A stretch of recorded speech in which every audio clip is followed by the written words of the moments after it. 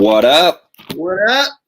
Another Sunday, baby. Sunday night special, Pastor Jeff. Yes, sir. What's happening with you? Man, I'm good, man. Hey, I want to tell you why I'm mad before we even invite anybody in. I want to tell you why I am teed off. Okay? Why are you teed off, man? Because we had the nerve to add an extra hour to 2020. Like it wasn't already the world's longest year. 2020 has been like 5 years long. I think there's like 72 months in 2020. Listen. When I found out that passed away yesterday.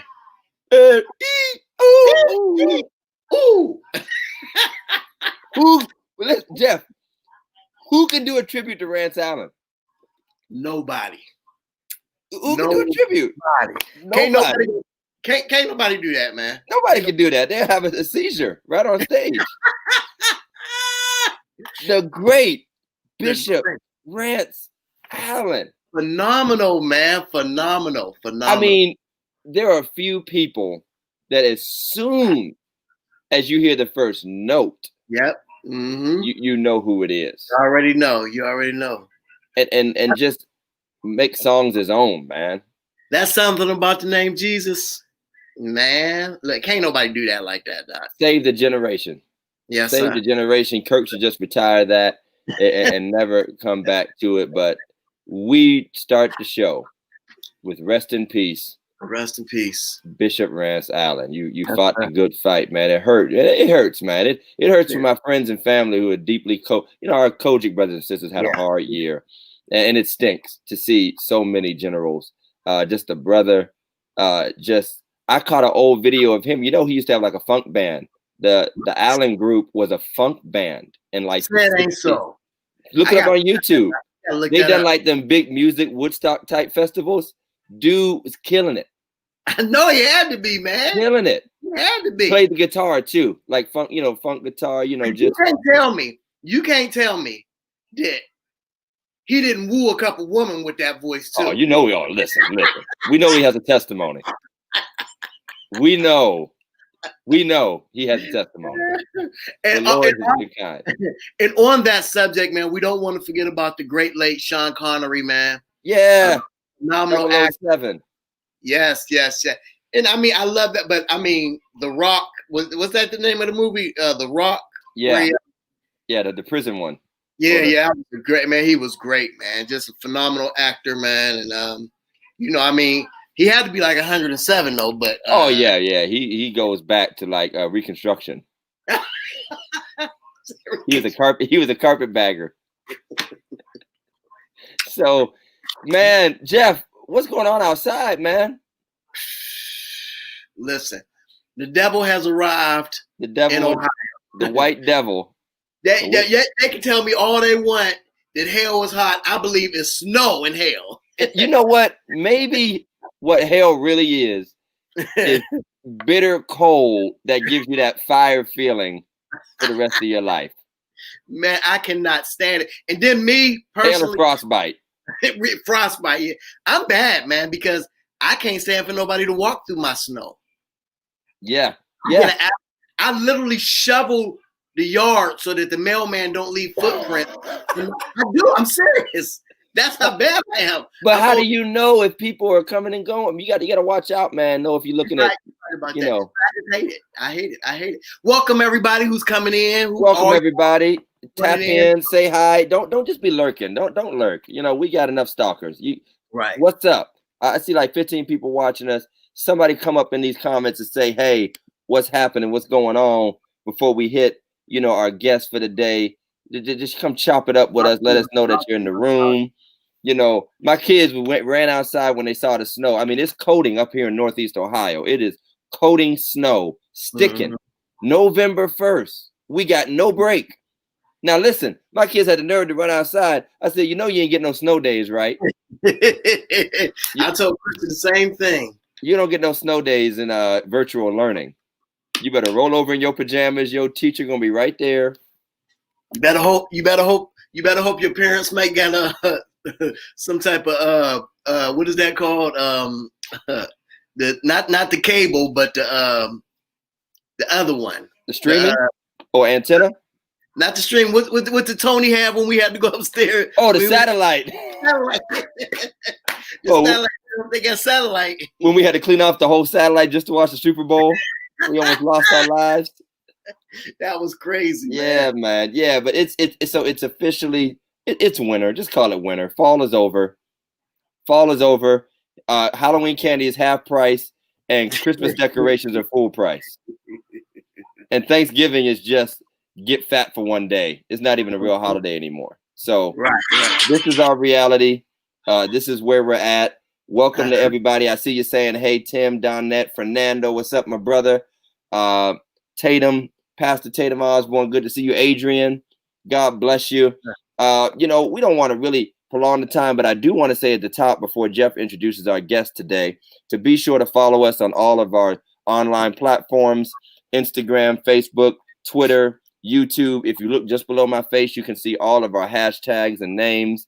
And be sure to follow us. Invite your friends to follow us, to like us. You can watch us on YouTube as well as Facebook. We love your comments. We love your interactions. And to that point, if you would prepare or think about something that's been on your mind, something you wanted to ask us, two pastors that's willing to give you the real raw answer. If you have some kind of question that you want to add to our rapid fire segment at the end of the podcast in about 40 minutes or so. That was the world's loudest bottle, by the way. Horrible. I won't say the name. I won't say the name, Pastor Jeff, but I was at a funeral a few months ago, and a pastor sat there and played with that daggone water bottle the entire service, loud as the devil. And I'm like, you know better. You're like a spiritual. I'm like, are you trolling people? Like, what's going on? What's happening? Well, I'm real quick before I'm drinking my water and I forgot to put the top back on today. You know, I hit the podium. Water just everywhere. Water just everywhere. Hey, I baptized everything. Everybody. Listen, there's still a stain on the floor that got me from that whole orange juice I knocked over in the middle of a sermon. So, but they shouldn't have gave me that big old chalice. You know that big chalice they give you, that King's Cup. It's like 6 inches tall with a doily over it. I'm like, y'all know how wild I am. Why would you put this up here? So it is what it is. But hey, everybody, I see you, Dominique, Rashad, good to see you. Sarah, good to see you. Mother Mary Marsh, we are keeping good watch over Mike. We're keeping him saved. We're praying. I got some blessed oil for him. We are working on him. So it's good to see everybody. I want Jeff to go ahead and introduce our guest for the night so we can chop it up and get into it. Listen, we are excited tonight. We have a young man who is phenomenal. Amen. This brother is from North Carolina by way of Buffalo, New York. Amen. Buffalo, New York. Amen. He is a singer in his own rights. He is a praise and worship leader. He is a pastor. This brother just graduated from Liberty University. He got his divinity degree. He also is he's also a wonderful father. He is also the pastor of the Authentic Church. Amen. So listen, if you love praise and worship, go tell somebody, invite praise and worship leaders and singers and songwriters. This brother sung with John P. Key for a while. He's a good man. Yes, sir. He the man. Amen. Amen. So do me a favor, put your hands together as I present to some and introduce to others my boy LaMont, Pastor LaMont Josey. Amen. Come on. Yo. Welcome. What up? How you doing? Man, we are well, man. How are you? I'm good, man. I'm really good. Is it snowing down there, Doc? No, sir. Matter of fact, we'll send you some. It's all right. I'll take my 70 degrees. Refrigerated package. Well, I just want to start off, man, because, I just hyped you all up, man. I gave all these people, somebody said Brooklyn, New York. I gave all these people a big introduction to you, man, and how well you sing, man. So you got to give us like 2 bars or something, man. Oh, he about to sing. You got to give us 2 bars or something, Doc. An A selection. We need an A selection. Hey, listen, but you got to say this first. You got to say, all of our choir couldn't make it tonight, but the portion that's here. Right. Listen, since my sopranos couldn't show up. Right. Yeah, we're gonna come in our own way. Yep, we're gonna come in our own way, and we're gonna bless the people of God with just something simple to encourage your hearts. Is that all right? Oh, wait a minute. When you introduced me, I didn't get a chance to say my name again. Pastor LaMont. Yeah, it is. That's the preacher introduction pose, the international symbol of preacher introduction. Yeah. Okay, that's all I wanted. I just okay. You would put me on the spot. But since you were talking about, we lost one of our icons, Bishop Rance Allen. Taught me a big lesson in studio, in working in the studio. He said the best thing that you can do when you're singing a song, he would say, he would eat Lay's potato chips before he sang a song. And I was like, Lay's potato chips. He said the sodium from the chip takes away the phlegm from your throat. What? He said, that's good for preachers and that's good for singers. I need that. What's been going on with me? I ain't been eating the Lay's. I knew something was the matter. Wow. So anyway, I'm gonna give you a little something. Pray my strength. That's what they say. Yes, sir. Something about the name Jesus. Something about the name Jesus. It is the sweetest name I know. Oh, how I love the name Jesus. Yes, sir. Oh, how I love the name Jesus. It is the sweetest name I know. Yes, sir. Yes, sir. I feel about to spit. About to spit. If I had a little something, I would have been like, yeah. I would have did all that. Listen, you just tore up the Mount Canaan Missionary Baptist Church 14th anniversary. Yes, sir, man. That chips. Yeah, man. You know what? I bet you he still has some in his cheeks when he was singing. Listen. He looked like he could pack some away. We didn't call him Rance. We called him Ranch. That's Ranch Allen. Ranch Allen. Hidden Valley anointing. So talk to us, man. Tell us what it was like, man, working with John P. Key, man, and going on tour and doing things of that nature. Man, first of all, tell us how John P. Key is, because I just, I love John P. Key, but it seemed like he got a little thug to him. Oh, he crazy. Oh, listen, John P. Key he definitely was a thug, man. Listen, and he still got hood in him. Listen, man, listen. But he's one of the most thoroughest men that I know. And he's in. Not only is he authentic, man, but he's a man of he's a man of he's a godly man. But he's he's just one of those men that you can look up to and know that he's gonna honor his word. And those are the type of men that we're missing today. When we're trying to look up to people, somebody that does exactly what he says, keeps his word. Working with John was awesome. I was in Buffalo, New York, and I was attending a concert that he did at one of the churches there, and they passed the mic in the crowd. And, I was the very last person that they grabbed the microphone, that they gave it to. And so I was singing. So he saw me and he came over and he pulled me out of the crowd. And then he started trading riffs back and forth with me. We were just going back and forth with runs. Oh, Lord. At that time, I was known, that was my thing, riffing all day. So everybody in my city knew me for running.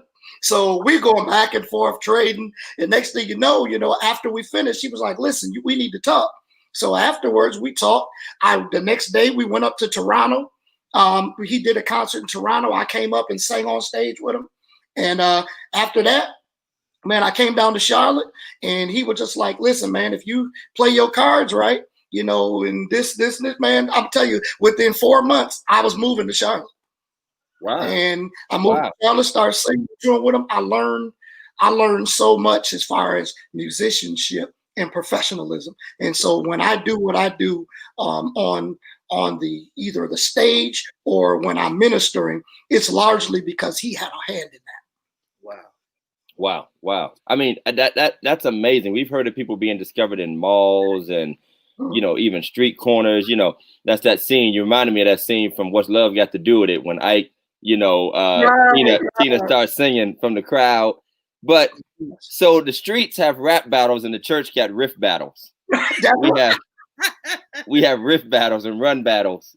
But you're right. You're right. Yeah. Listen, because you know good and well, if you're a singer, if you can't run. Oh man, I mean, you know, I know everybody wants you to sing it straight. I know everybody wants you to sing it plain, but everybody need a little sauce sometimes. Listen, but if I run and my mother hears me running, my mother would be like, "Okay, you're doing too much." Yeah. So, when I'm around mom, I keep that thing real smooth. Keep it real smooth. But you know, that brings to mind when it comes to a presentation of the gospel, this unique, powerful thing we call gospel music and praise and worship music, especially in the Black context. It's the perfect mixture. And nobody likes to use this word. It's become a bad word, but it's the perfect mixture of genuine worship and sincere praise alongside this exhibition of the gift and talents God has given you. And people don't always understand that. There are people who show off, but what you just described was obviously like giving the musician some. You know, it's like it's your moment to just let loose a little bit. Wow. We're not pretending this is the anointing just because you got a riff, but it's be able to express that extra that you have. That's beautiful to even have those moments. It's being free. It's being able to be free to be creative and let God use you in that moment, you know, at that particular time in that setting. You know, some people do it effortlessly, you know, but like I said, you know, I will say it and I'll continue to say it to the younger generation. Be tasteful with what you do. Placement is everything. You know, no matter what you do, placement. I don't care if you're playing a keyboard. Placement is everything. And but the person who has, as we would say back on the road, the person who gets the gig is the person who knows how to stay in the pocket. That's it. Mm-hmm. Keep it locked in. That's it. I'm like the funeral king of Warren. And, you know, we get tired of hearing, so, you know, we all know the funeral songs. You know, I won't complain. My soul is anchored, you know. But one brother who I love, I mean, the organist is bad. This cat went all reggae with it. He done took us to Jamaica and Rastafari and Bob Marley. I'm like, dude, this is not the place. People are falling on the floor. What's going on? And that's where we have. That's where the older ones, us, the seasoned ones, are supposed to come in. But you know, a lot of these young, I say it the way I say it. A lot of these young cats, they don't want to take instruction. Right. They just because they have skill. And I tell somebody, I should tell my organist all the time, I know you're gifted. I know you're skilled, but skill alone ain't gonna help you learn this song. That's it. You're gonna need some oil for this. That's it. Certain songs can be sung, certain songs need to be ministered. Certain songs need to be played, certain songs need to be ministered. You know, and if you don't know how to do that, you're gonna miss out. Because oil knows oil. Yes, sir. And even those who are not anointed know when they're being impacted by the anointing. That boy off the street, that family that's just showed up on a Sunday, they know the difference. Anybody can be impressed. That's right. But to impact the spirit, the soul, they might not come running down the aisle that moment, but you'll leave a mark they'll never forget. That's right. So let me ask you this, man. What you know, as I watch Christendom today and, churches today, it seems to me as though the choir has dwindled. A lot of churches are going more to praise and worship and less away from the choir. Choir robes, everybody's choir robes is somewhere put. Oh, man, ours are in the closet, Doc. Somewhere put. What happened to the choir, man? Well, I'm gonna just tell you like this: the respect for the choir has diminished, and for what we were doing in worship, what the choir brought to the service is no longer needed for some of these mega ministries now. And so now you got places that just say, well, the mega ministry started that. Then it dwindled down to the smaller ones that said, you know what? Oh, in order to be efficient with time, or to do this is what we'll do. We'll just scale it down to this many and all that. That's where you get the respect for the music has really diminished. And it's sad. And that's another reason why I don't really miss it that much. I'm a choir director. Right. And I really don't miss the responsibility anymore, because I remember a time when my dad, who was the director, who was also the pastor, when he directed, there was a sense of, okay, let's pay attention. We don't do this now.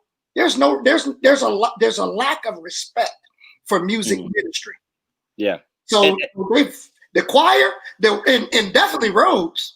Oh no! Remember back in the day when we were young, you didn't say it was too hot. You got in the robe. Get in that robe. It can be 100 degrees, but you got in that robe. Get in that robe. But now, oh no! Let's take a vote.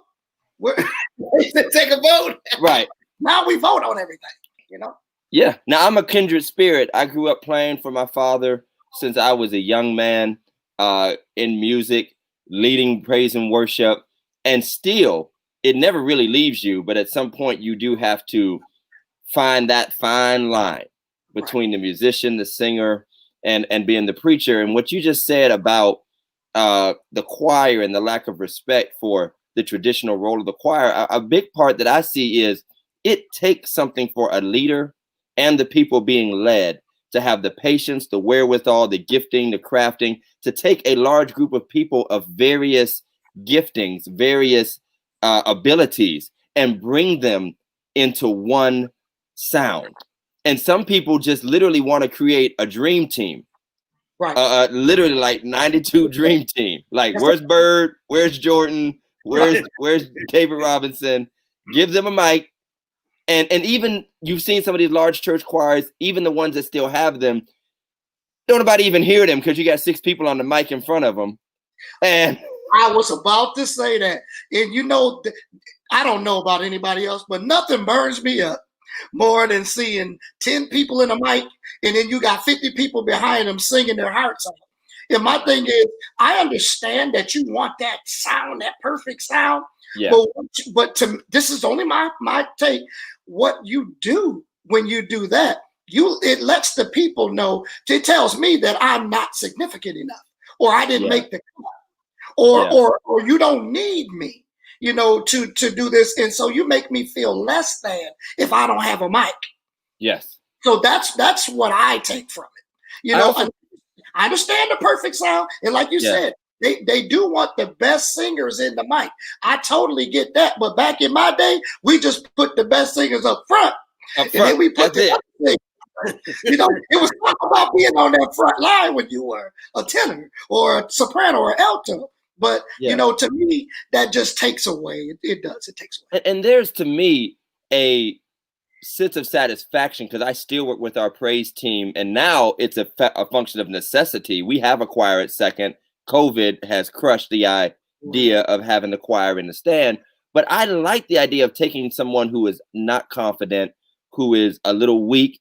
I'm very careful about finding that middle ground of strength for everybody. The strong are able to carry the weak, but the weak, they find their slick place too, and seeing people who would not have operated this level get to that level.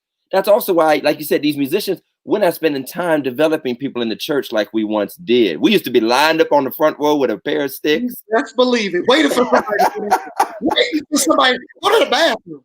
Yes. Offering time.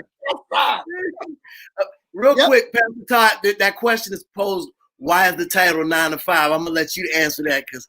Oh, listen, the classic movie, The 5 Heartbeats, with Big Red. My office hours. My office hours are from 9. We didn't even announce the title. My office hours are from 9 to 5, and that's why we're talking with Pastor LaMont Josey today about the business of gospel music, what he's seen, what he's experienced over his years. Right now, we're talking about the choir transition from choir to praise team, and to that, the perfected sound that we expect in the church now almost changes the sound of worship. The raucous, organic sound of the church many of us grew up on has become almost a tight studio sound that you would only hear on a CD. And do you feel that the business, the growing entity that has become the church, the money to be made, those that have made it big, has shifted even those guys like us at the local level, trying to be Kirk, what Kirk would be on Bobby Jones, we're trying to be that now on Sunday morning. Do you see that? Have you seen that evolution? Yeah, most definitely. And we can't, I won't say that all, but I'd say a lot of the people want to get that sound. They love that, they aim for the perfection. And so they want that perfect sound. So what they end up doing, and we have to be careful of this, because what we end up doing is alienating others because we want that perfect sound. So if you can't, like you just talked about, Bishop Hezekiah Walker said it like this. He said, churches become more of big business than soul business. Yeah. So what we've done is we've placed more emphasis on it just being perfect than it being authentically flawed. Wow. So what I would say to you though, you said something earlier that really got me, because I am a lot like you in the respect where I like taking those that don't or can't be the best or whatever, or don't feel that they sound that way, because that says something about me. For me, that's a push, because my nickname is Champ. So when they call me Champ, that means I like to win. Yeah. So to me, I take that as a challenge of making someone else, helping them to be better, rather than being stuck. Because yes, maybe that person is a great singer, but I can teach you too how to do this and that. So that brings something on me, and that's exactly what we were called to do. We're music ministers in music ministry for a reason, not for us to keep it to ourselves. Yeah. But to teach somebody else. Everybody should be self-play. I shouldn't be the drummer for 40 years. Shouldn't be the choir director for 40 years at the church. No, there should be somebody I'm teaching that comes up, and I should be moving to the next level. Yeah. Or oversee, Yeah, I love it. Let me ask you this. I'm not going, I'm not putting anybody down. Everybody does what they want to do at their churches. Go ahead and put them down, Jeff. Just put them down. Talk about it.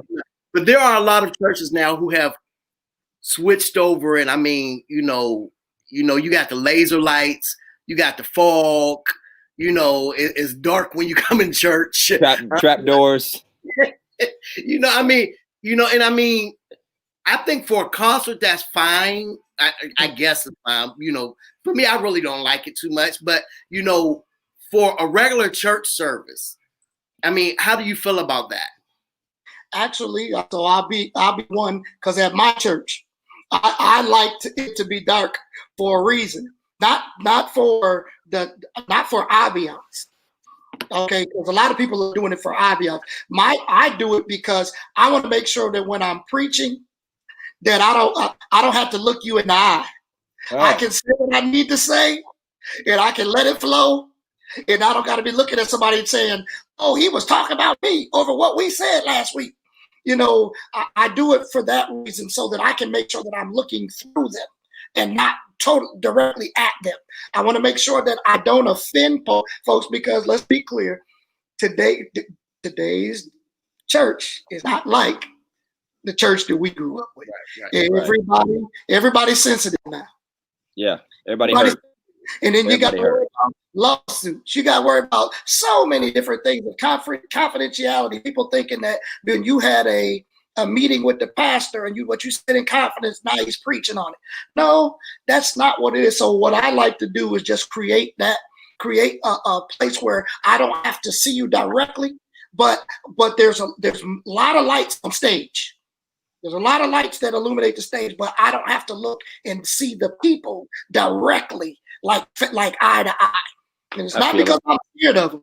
It's just because I just want to make sure that everybody understands that I'm not preaching on you. I'm preaching to you. Okay, that's. Well, I want to see him when I preach on him. I want to see him. I want to see your face when I call. No, Joe.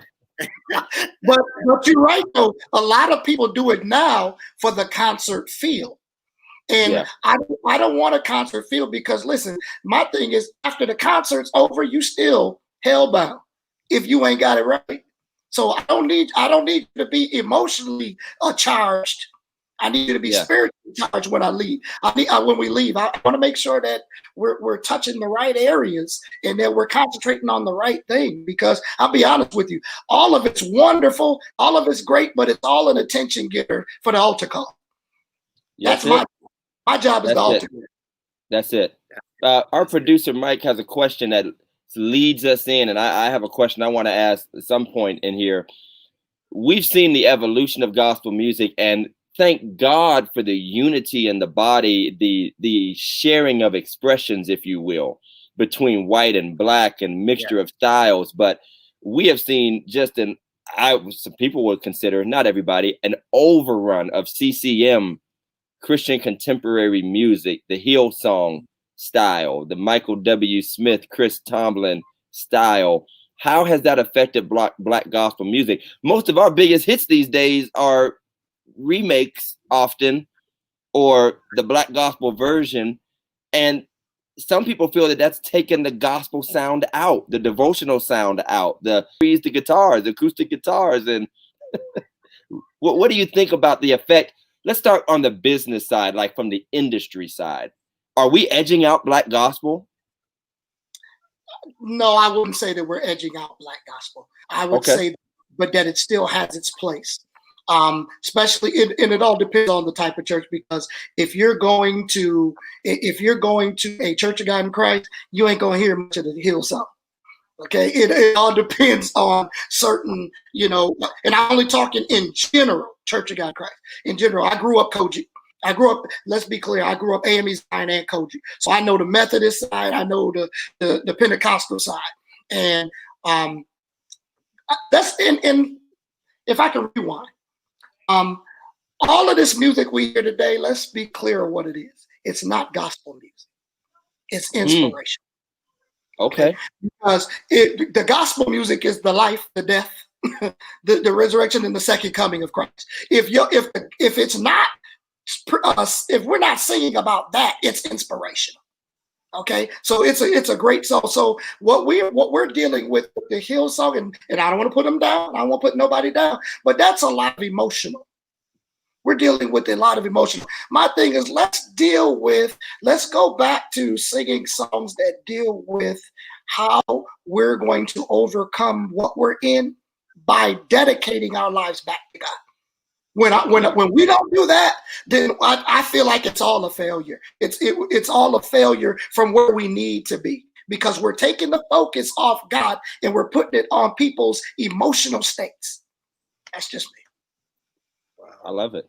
I love it. And I appreciate that balanced, approach. We don't need worship wars. We don't need to be turning people against each other, but we do want to make sure we don't chase fads.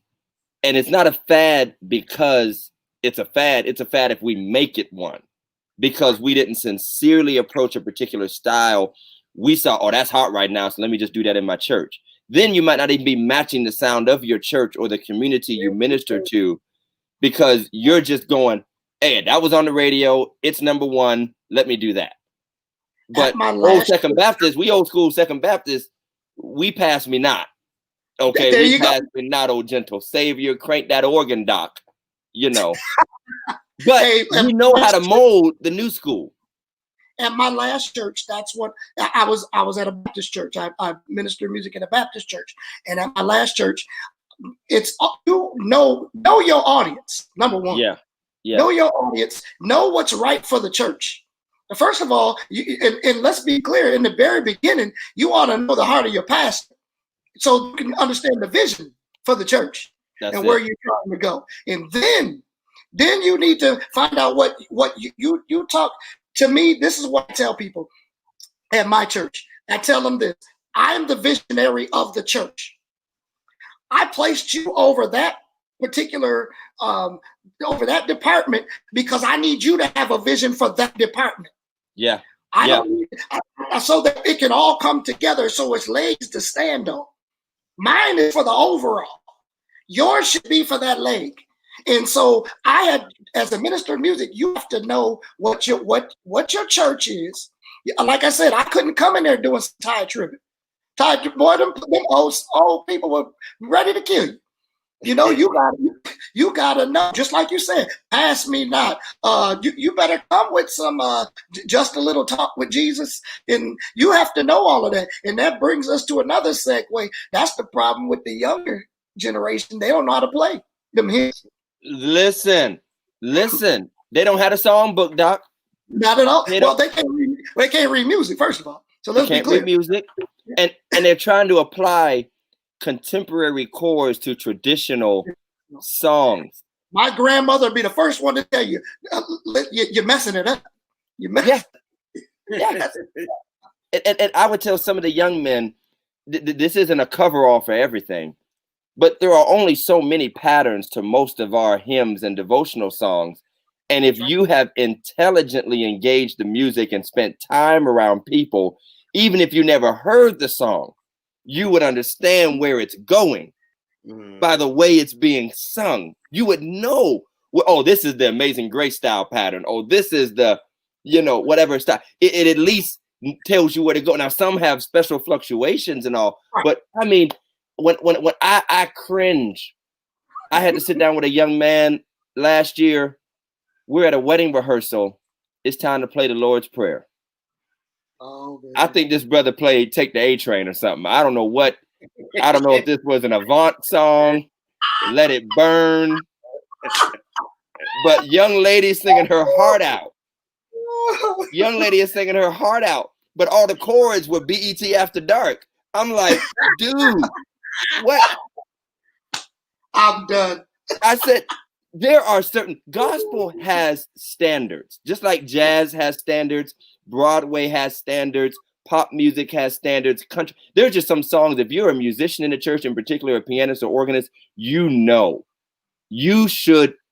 a part of the lexicon of gospel. Yes. So it starts with what you said, the hymns.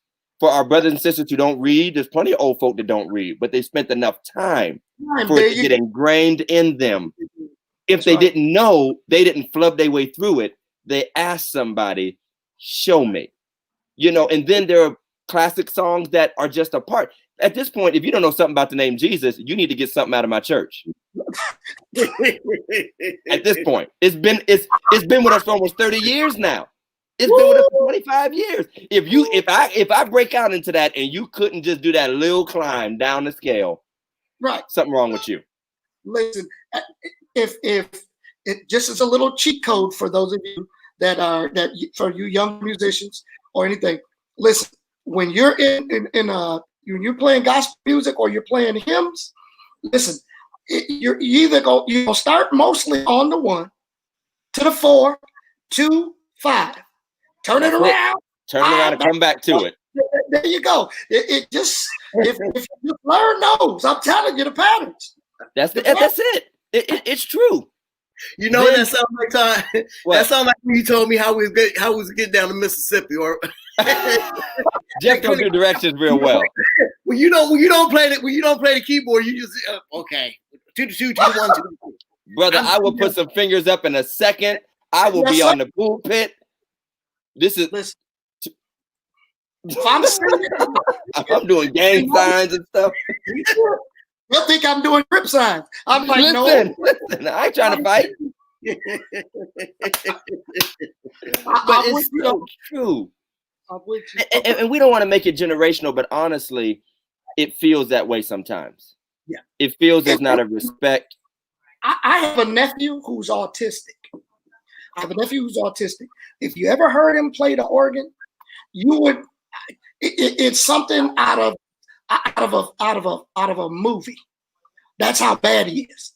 Yeah. But so it's not all.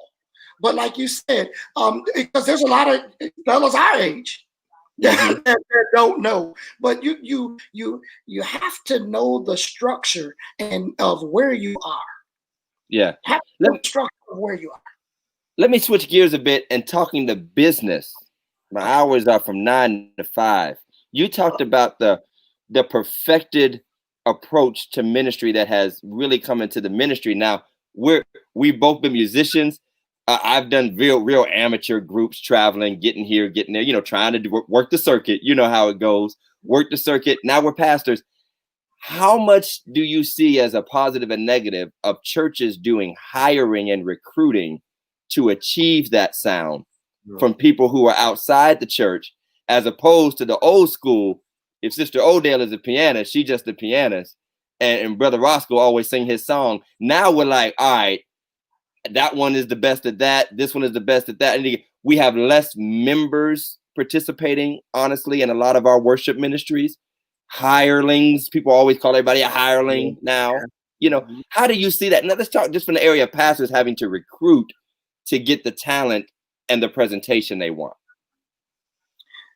Well, I believe that depends a lot on the organization that you belong to, because if some of these organizations, they will replace you, the pastor, if the ministry isn't flourishing. So you're caught in between a rock and a hard place. Do I use what I have that's not been working for the past 30 years? Or do I bring someone in that can help us get to the level? I believe it's different on each level. But my point is this. I just believe, this is my personal, I believe that whatever you need is in the house. I believe that God will provide it. I believe that God will provide it.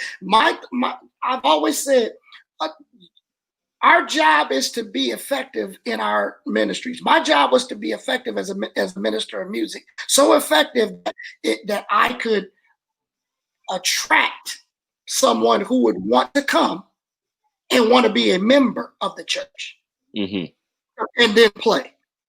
So that's what I did with what I did. I went out and looked, and I said, as a minister of music, I said, you know what? I need good musicians. But I told them, listen, when I recruited them, I said, are you looking for a church home? Yeah. Not just to be hired to leave at 11 so you can play at your 11:30 service. So that you can sit there and be poured into and actually have a foundation. Because let's be clear, most of the musicians today, they have 3 or 4 different churches that they go to. Right. And a member of none of them. No, wait a minute. And now let's go deeper than that. They don't tithe at none of them. Wow.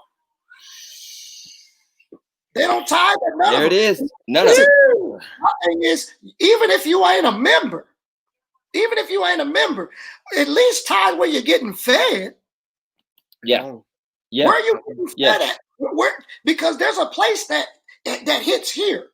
But if you feel like you only giving your talent and your gift and that's sufficient, then your heart needs to go back to class. Yeah. And I think your intent matters. Intent on all sides. If you can go through a season where you don't have what you need, and you have brothers and sisters who will share and contribute, and that's been a part of the Black gospel, or probably all Christian churches. There's always been people, there are pastors who fill in where they can, people, it's the intent of what you're doing. I have lifelong friends who are helping to serve at our church right now. It's lifelong friends. And what I love about it is they are committed. Many of them go to family churches. They're committed to their churches. And I've always been strong about this. Take care of home first. That's it. If you're going to help me for a season, if you got to slide out, at least I know you're not sliding out just to go to church B, church C, church D, Church E, I know you're going back to take care of dad or uncle or grandpa or where you were raised, where I know, you're solid, but the intent matters. The intent, I want to provide excellence. It might be for a season, and I know that there's genuine love, respect for the ministry. I've watched brothers and sisters play at a church they don't even respect. Don't care about the people. It's a joke to them. There's no passion. If I'm a younger, but I can play the old. I'm in an old church, and I'm just kind of can't wait for this to be over. Get my check and walk out.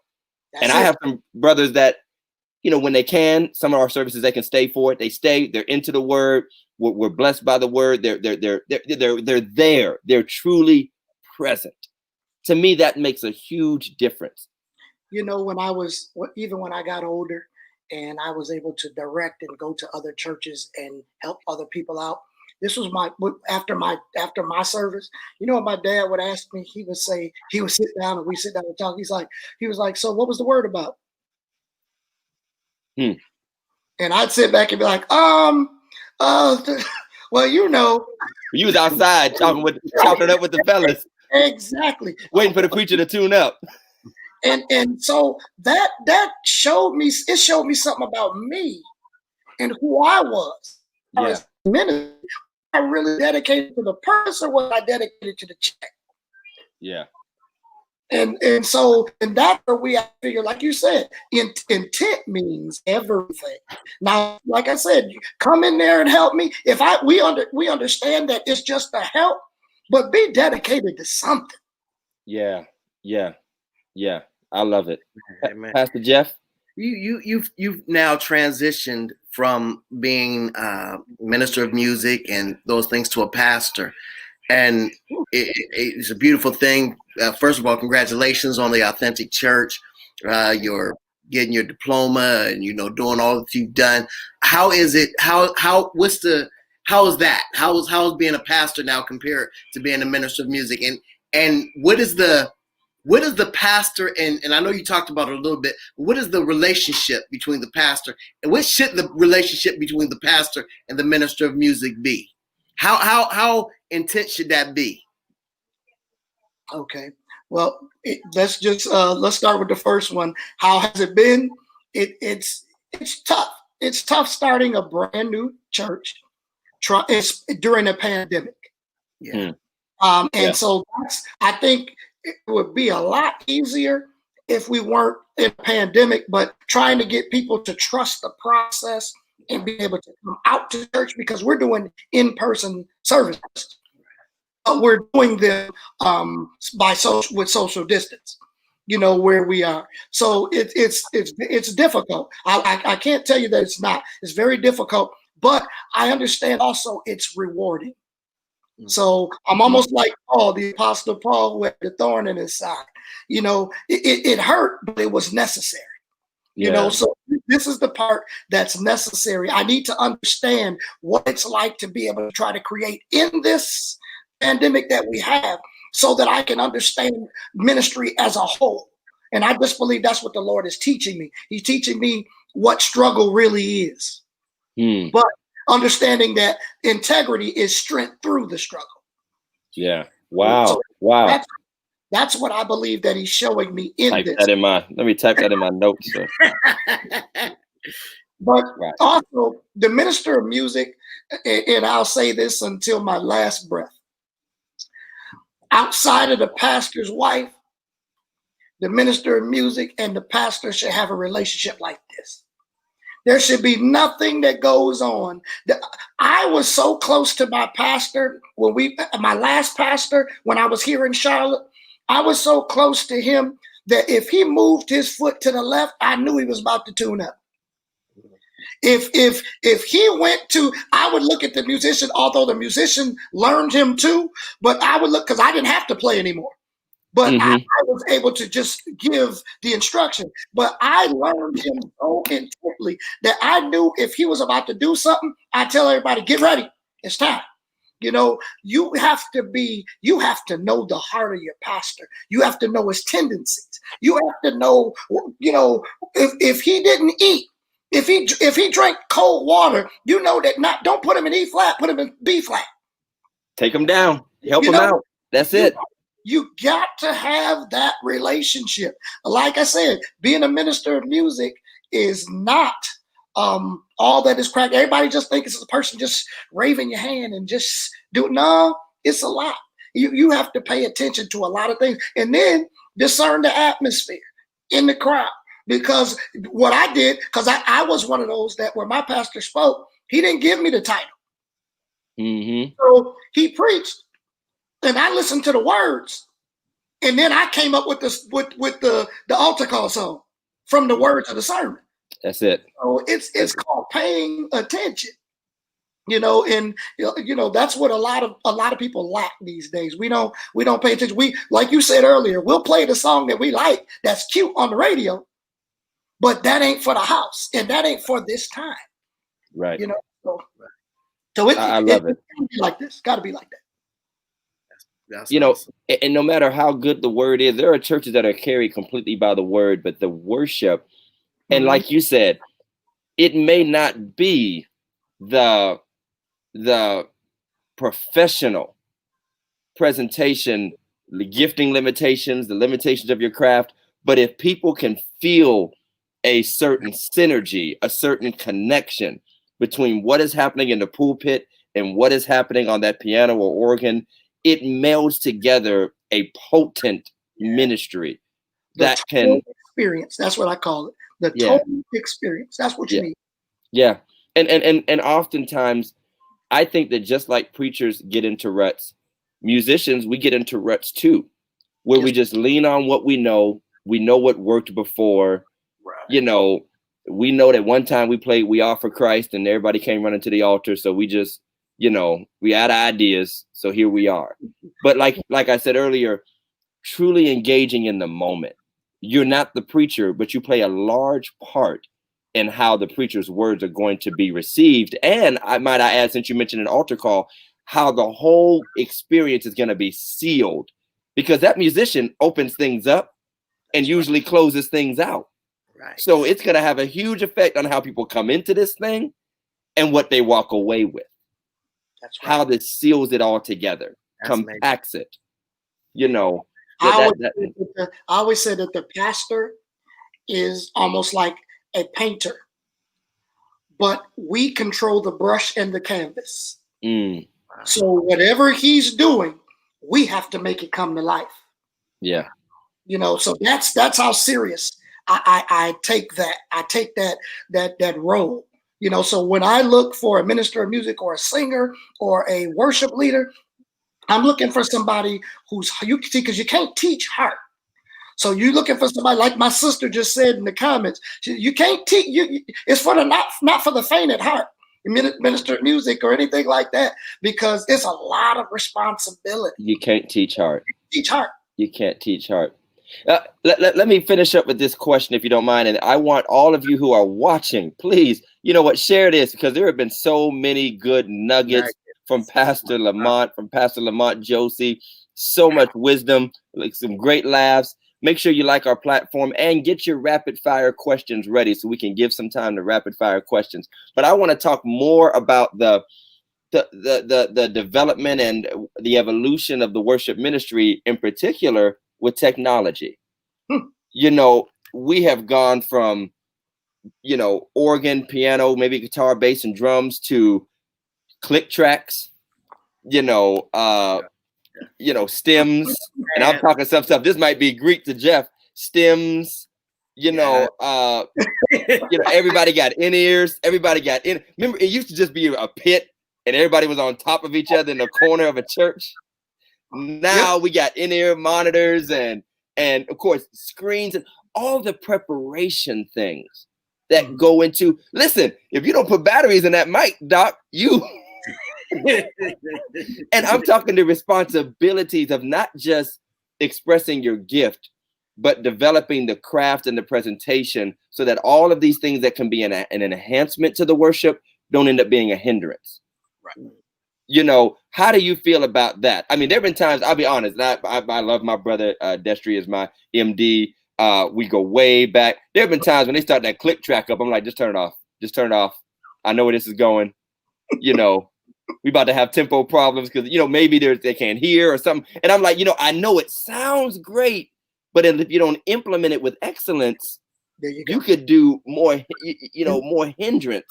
So what do you feel about the evolution of technology, the responsibilities of the minister of music now that go beyond directing, teaching, playing, and being with the pastor? They got to do a whole lot of technical stuff. What do you think?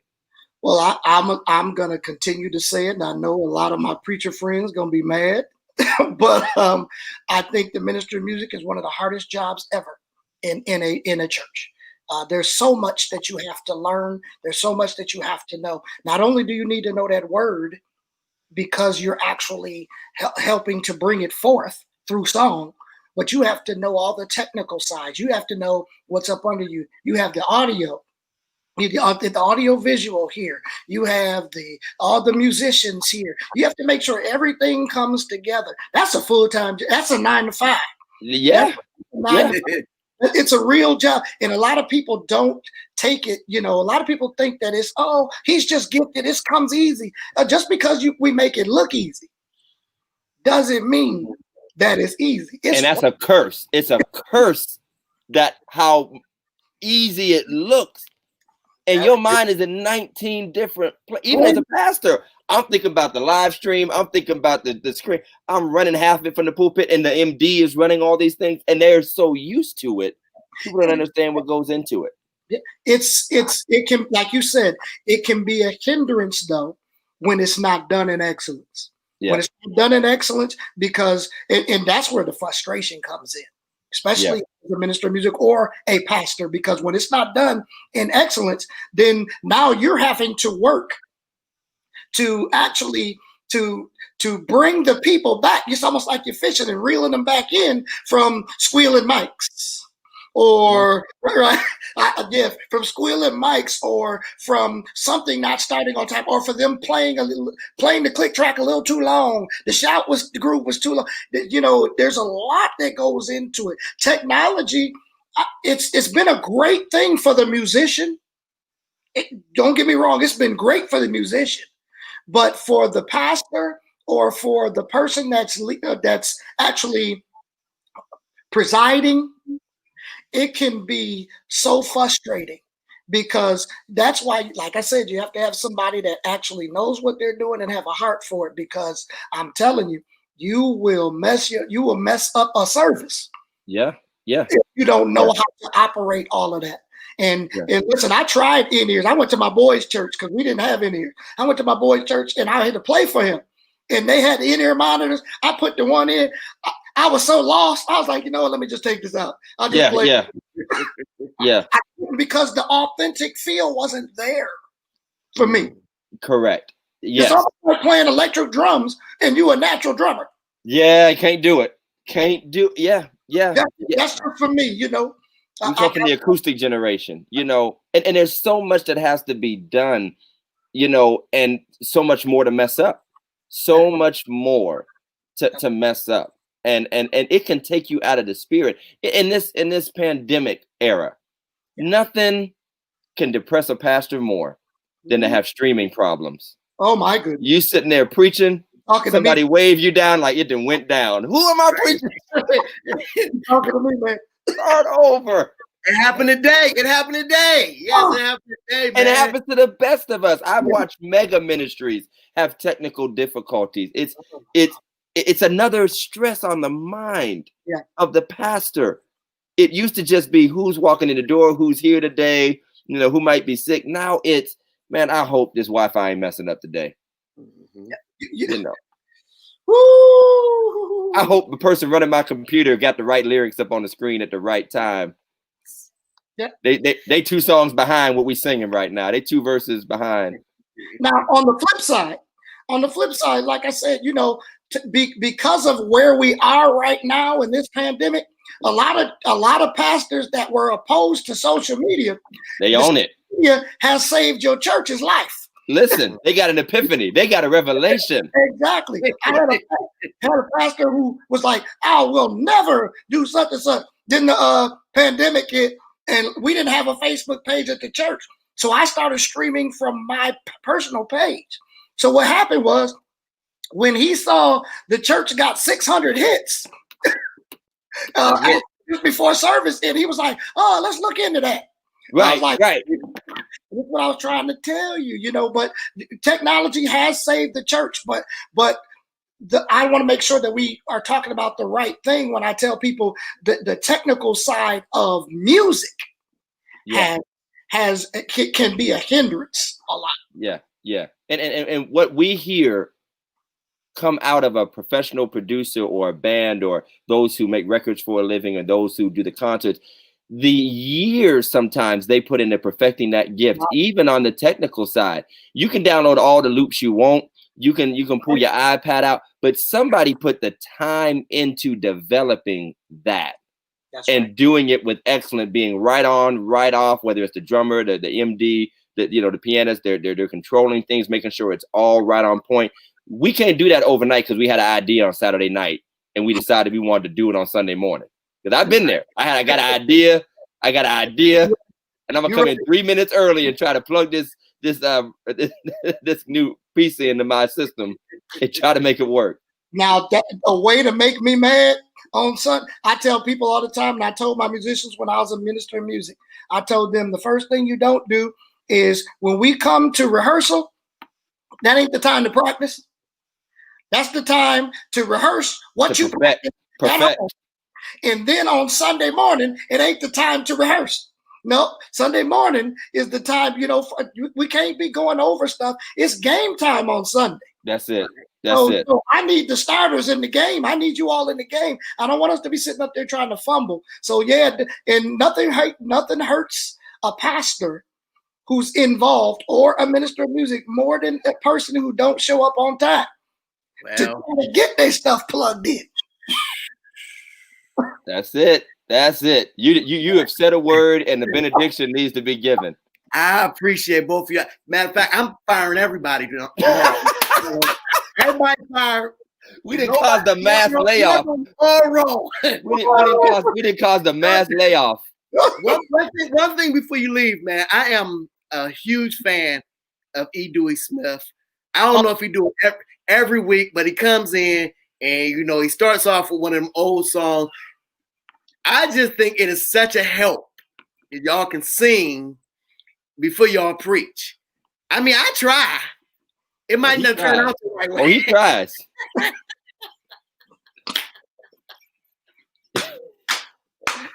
Some got it. Some just got it. They really do. They just got it.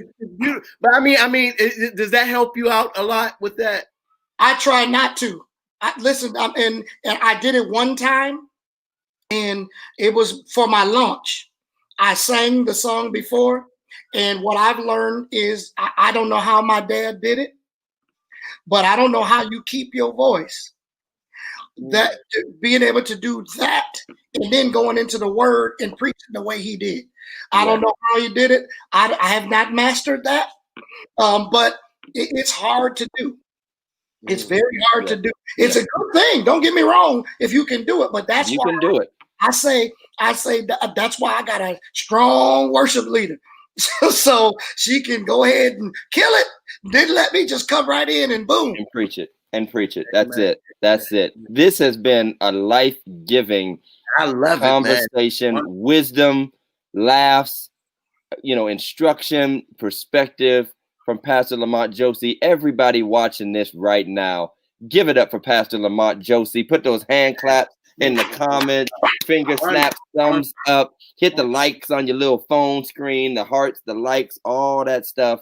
We appreciate you, Doc. We're going to segue into what we call rapid fire. We're going to bring Big Mike in just a second, but we thank everybody who has been watching. We always dedicate the last 10 minutes or so to some rapid fire questions. So if you didn't submit one yet, just type it in the comments. I'm not sure if there were any that we didn't, that we might have missed, that we could have hit on.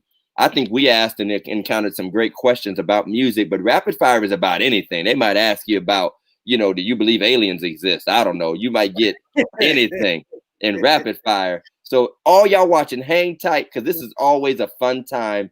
It's always some, insightful answers. Now, rapid fire means we want to get like 30 to 60 seconds to answer. We ain't trying to have a whole dissertation. Right. Jeff get to preaching and making notes, talking about point one. So come on, Big Mike. I know he has one. Music. Ask questions not about music, because I don't know nothing about music. You don't know about music, yeah. What up, Unless Tupac. I can talk about Tupac. You know about Tupac. Too short. No Limit Soldiers. What's up, Big Mike? Give it to us. Pastor, oh man, it's a pleasure having you on, my man. Really enjoyed the conversation. Oh, I appreciate it. Yeah.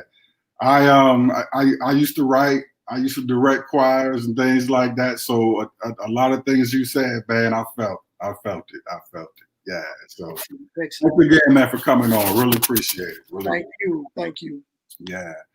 Okay. As far as rapid fire, since we're talking about gospel music, we'll start with that. All-time favorite gospel artist? Marvin Winans. Marvin Winans. He's my number one singer. Ever. Period. Underrated. Grossly underrated. I don't care what nobody say. I want to play Kirk Franklin in his biography. You want what?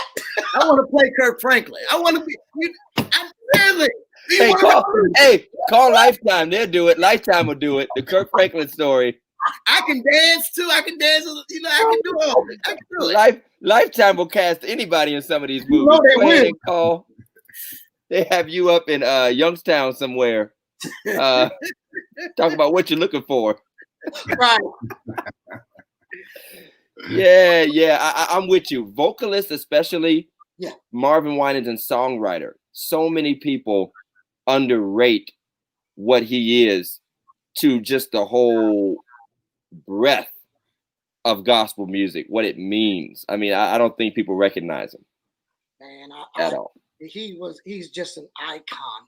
He's more than what people even see. He's Bishop now. Yeah. But right. Marvin, that man was awesome. Yeah, he's somebody. Yeah. All right. Now, for me, man, as far as writing and arranging, for me, it was always Richard Smallwood, man. To me, he's one of the best writers and arrangers. Most definitely. Yeah, definitely. Nobody can write songs between him and Donald Lawrence. Yeah. Yeah.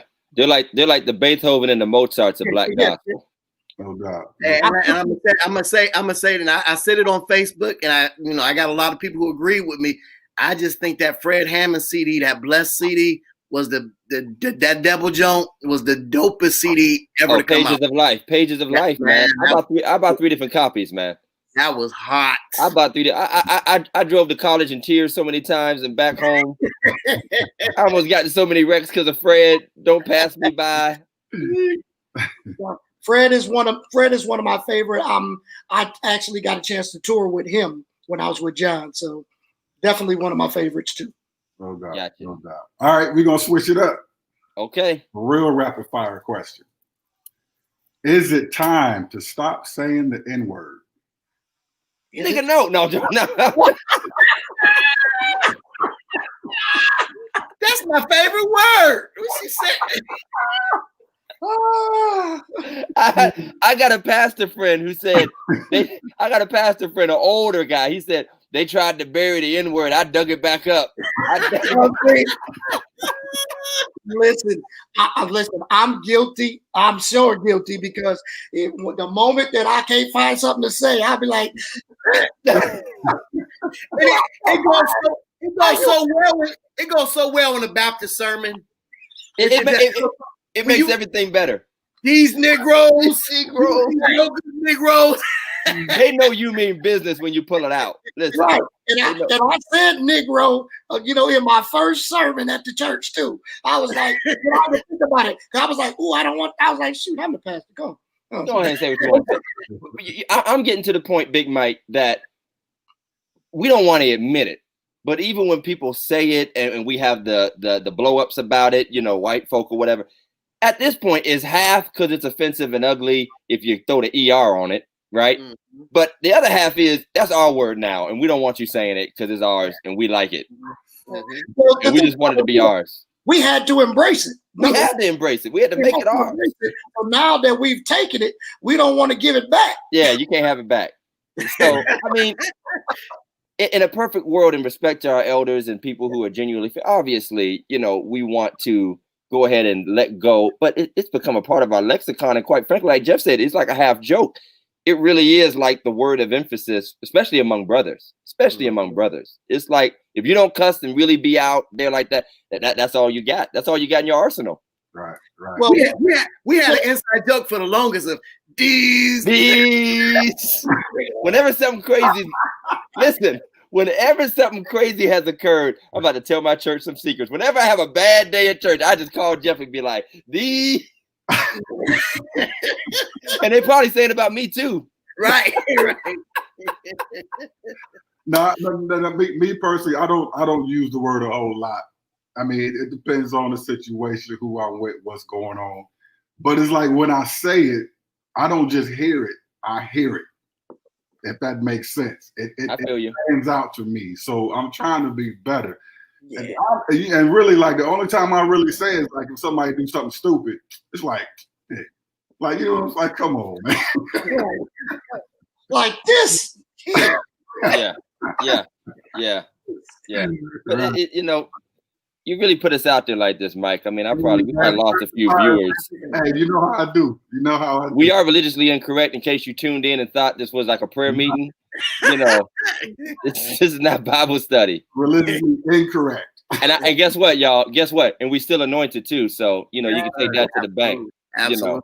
Everybody want the church folk to be real. We start talking real, they get offended. So I don't get it. What else you got, Mike? My last question. Pastor Josey, you married? No, I'm not. You're not married? Okay. Well, then this will pertain more to Jeff and Todd. What have you learned about women since you've had daughters? Oh, man. Well, no, I didn't say I didn't have daughters. I just said yeah. That's a whole different thing. Okay. Well, you know what? First of all, let me commend Mike for being in the house 2 weeks in a row. It's cold out now. Mike has been on the porch, and we were convinced he'd been put out, and he was homeless, and he was just sneaking and using the Wi-Fi in the back of the house on Sunday nights. So we thank God that God has made a change in y'all life and brought you together. You know what? I always had a healthy respect for women, period. Watching my daughter now she's 12. The insecurities and the concern about how they're viewed and perceived, I'm watching that blossom now. And I understand that whether we like it or not, as much as women have become more comfortable with their self-image and all, that's always a haunting thing.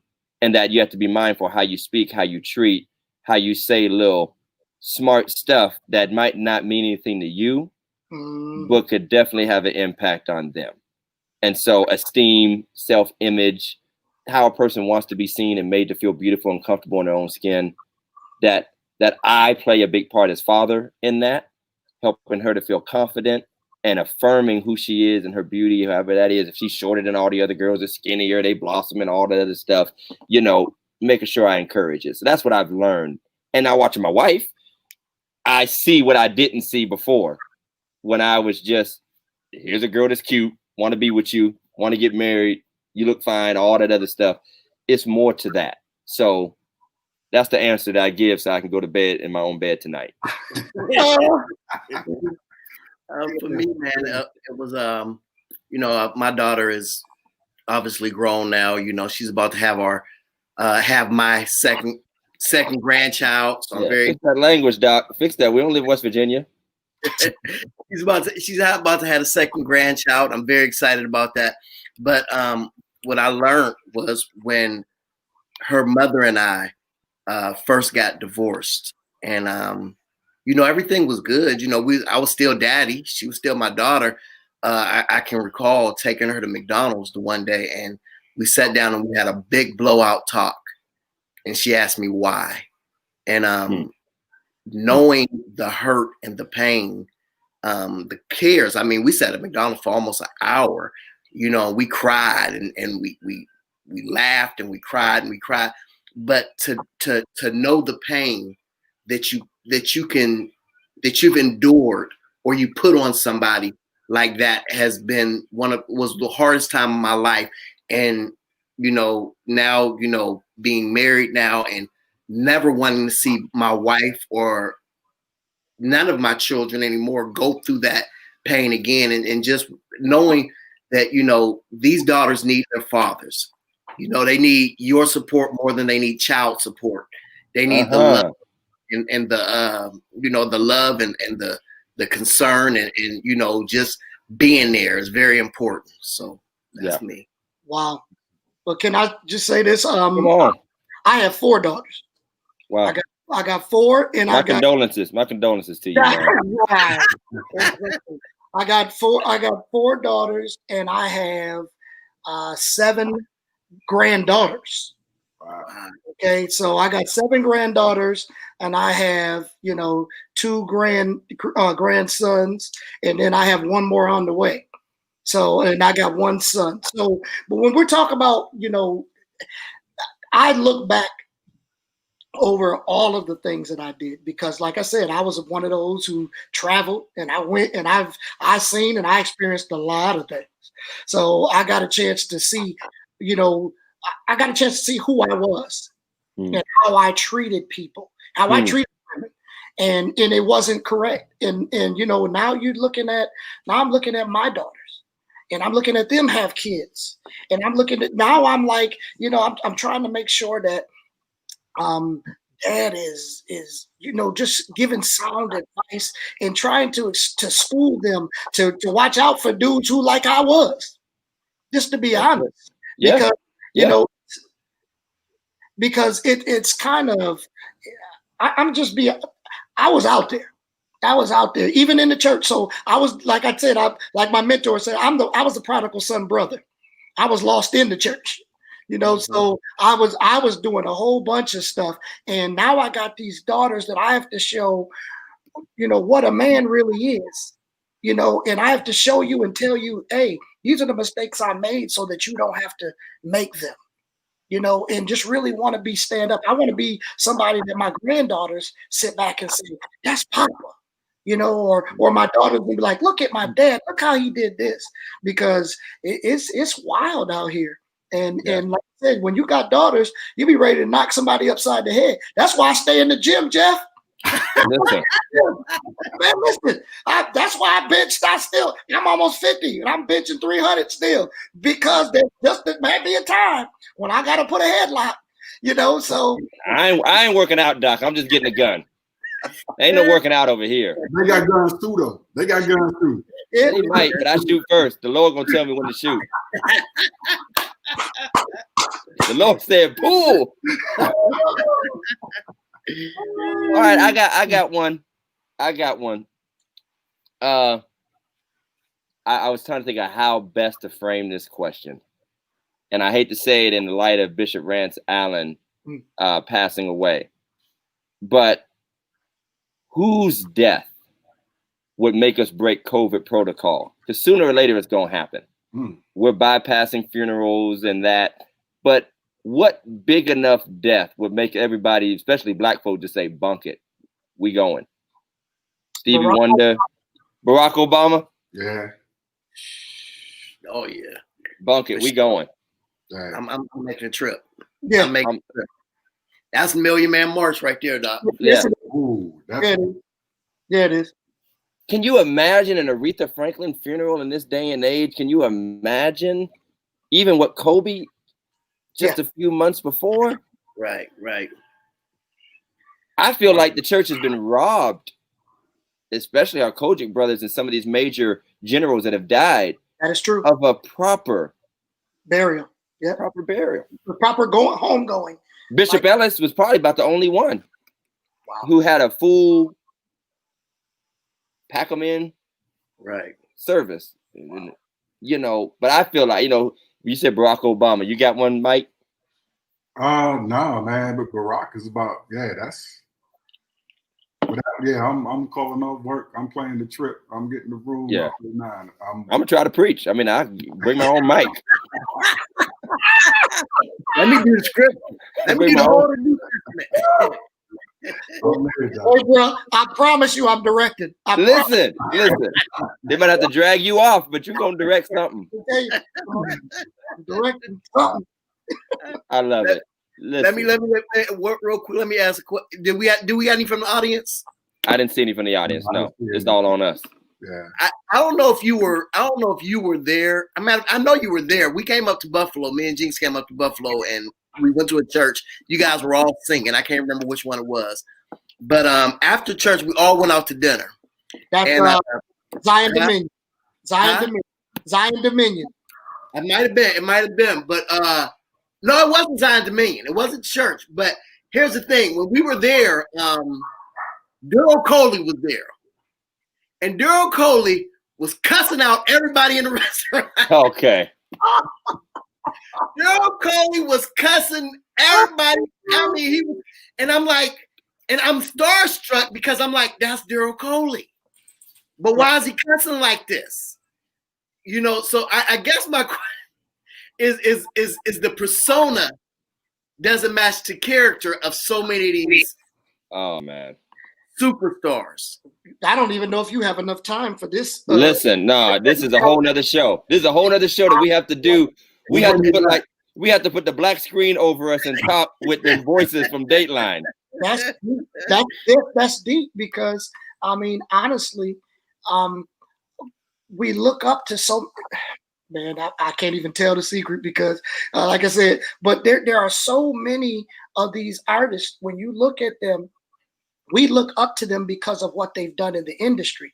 But man, when you know their personal life, man, their personal life is ratchet. We're going offline for this, Doc. We're going to end the broadcast and keep talking because I need names. Hey, listen, Dewey said this. He said, I tell you what, he said, if you have a problem with gay people in the church, he said, I tell you what, stop singing every song that a gay person wrote. He said, and let's see how many hymns and stuff that you have to sing on Sunday morning. Wow. We'll be singing. He got the whole world in his hands. Praise and worship.